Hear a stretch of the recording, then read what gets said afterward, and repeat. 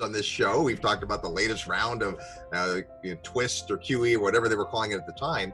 And now more money printing than ever. It's actually working, or some of it's working its way into the hands of people who are spending it on rent or food or whatever they need.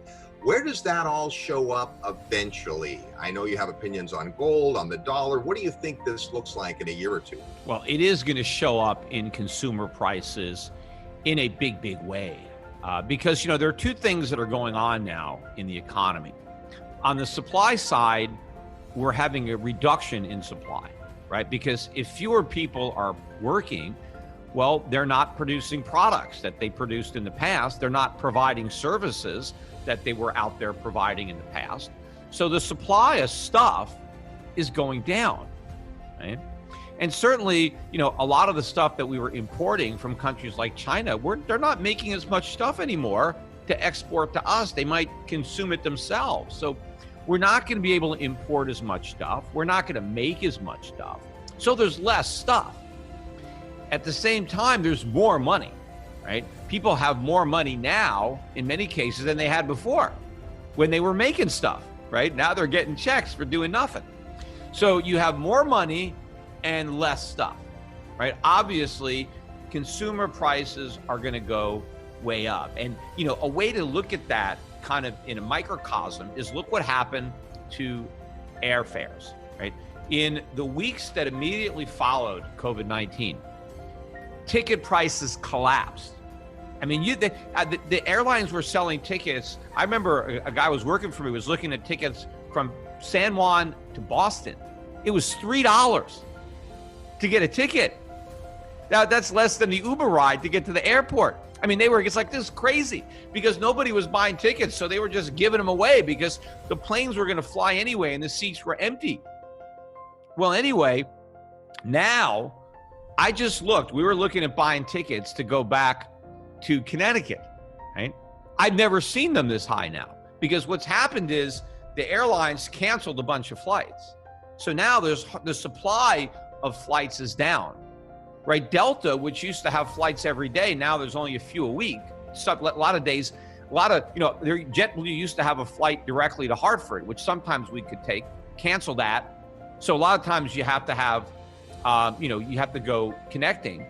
But I used to like to fly Delta Business. They had the best business class seat nonstop. And I looked, the last ticket I bought nonstop was $343 per ticket, which is not a bad price.